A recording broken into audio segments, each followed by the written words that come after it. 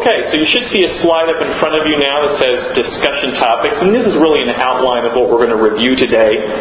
The very first thing we'll review are some assumptions, which basically are things that you'll want to have given consideration to, but we won't necessarily be spending a lot of time on today.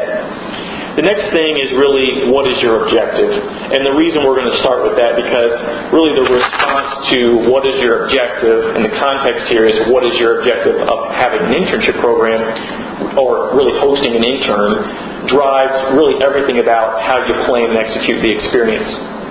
Then we'll turn our attention to organizational readiness, which really just means what do you need to be doing and thinking about prior to an intern coming on board. We'll talk about roles that are deserving of interns, and really that discussion will focus around what kind of work assignments are valuable from the perspective of both yourself and the intern. Then we'll talk about mapping the experience, and what we really advocate is that you have a plan in place so that before the intern or interns ever start, you know exactly what their experience is going to look like over the course of 10 or 12 weeks. So you don't have to spend a lot of time figuring that out along the way. Both you and your intern could be focused on executing, and that's good because that means they're adding value every day to you, and that means that they're also having the most beneficial and valuable experience that they can have. We'll wrap up with a discussion around effective onboarding and orientation.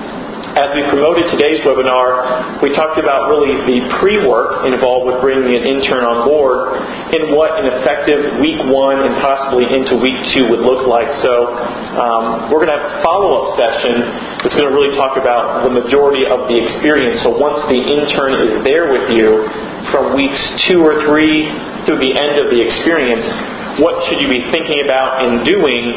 Today's session will really wrap up with how to execute an effective first or second week in the overall internship experience. And then following that, we'll answer any questions you might have. Okay? So with that, we'll go ahead and go on to slide 3.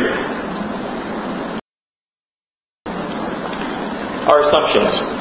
So there's 3 things that are really key to be thinking about that will drive the success of your program, but we won't necessarily spend a lot of time talking about today. The first is recruitment and selection. So how and where will you go about recruiting the individuals for the experience, and what will your selection process be? Meaning, what kind of interview questions might you ask them? What will that process look like?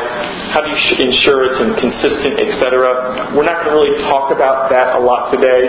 The focus of today's discussion is really, after all of that has been done, how do you then plan for an effective experience?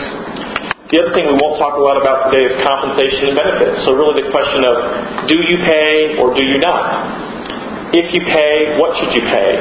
If you don't pay, how can you ensure that you're working within the parameters of a legal, unpaid internship program?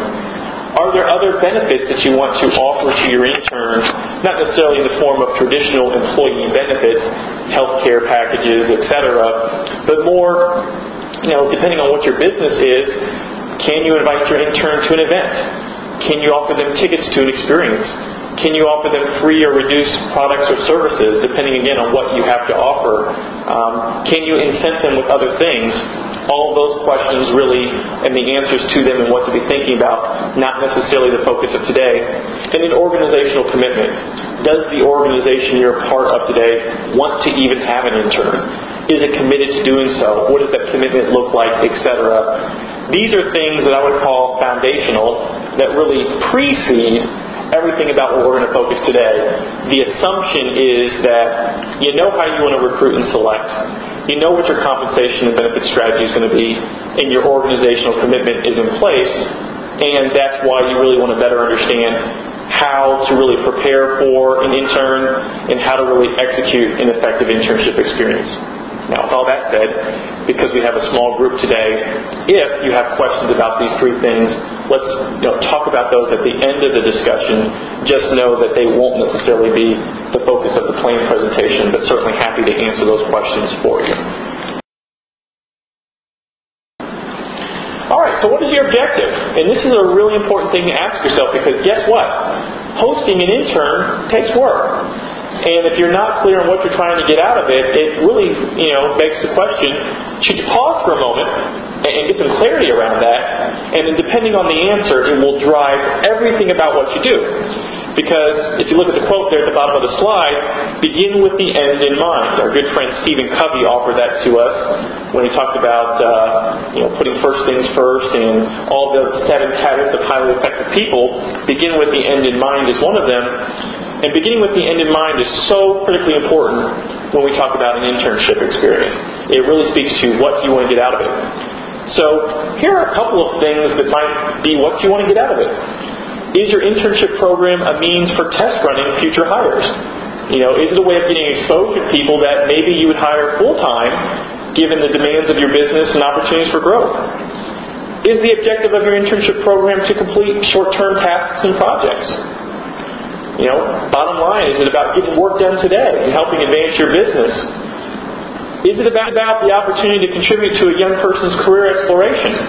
A lot of companies believe that, we should host an internship because, it's the right thing to do. And somebody helped us out in our career at some point or another, and had we not had that experience, we wouldn't be where we are today. Is it to benefit from a cost-effective and flexible workforce?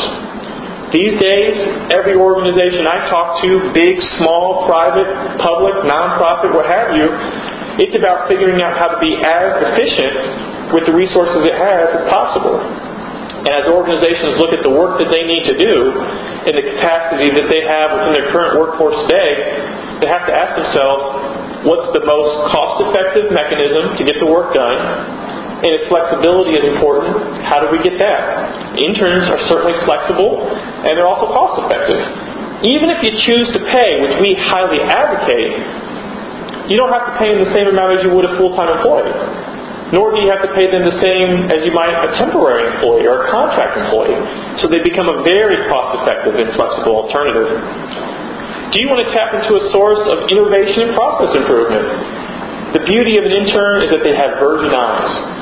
They don't know the wrong or right way to go about doing things. Typically what they have is lots of questions.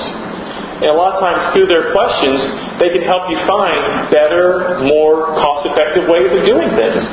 So bringing on an intern might be a way of getting innovative thoughts into your workforce and ways to improve your processes.